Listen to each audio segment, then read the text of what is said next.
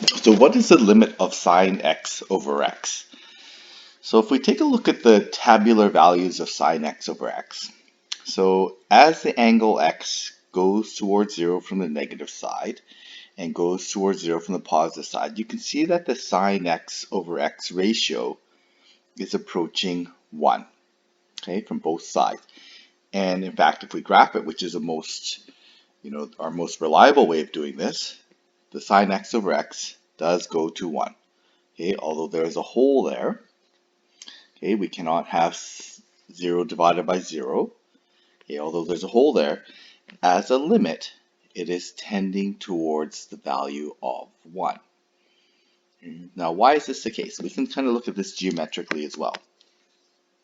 So, geometrically, if we take a look at the circle, okay, well, what is sine x and what is x? Sine x represents the vertical height, okay, of the unit circle.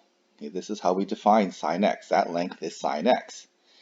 The x represents the angular value, or since we're talking about radians in a unit circle, it represents the length along the arc. Okay, so when we talk about pi, it represents pi along a length of pi along the arc, and that's why we use radians, so we can apply length to it.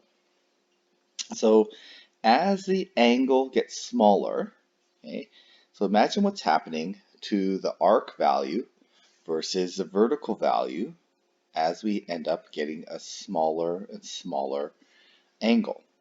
Okay, now what's happening is that arc value and the vertical value starts becoming more alike. In fact, as we zoom in on a circle, the arc of a circle starts to look straight. So it's just like saying being on Earth, and we know that Earth is round, okay, but we're standing on a very small section of the Earth, a very small arc length of the Earth, and it feels flat. And if it feels flat, then it's basically mimicking this sine line, which is our vertical line here. So in essence, as the angle gets smaller and smaller, the curve becomes more and more flat or more straight, and it starts to look more like the sine line. Okay? And thus the sine x over x ratio tends towards 1.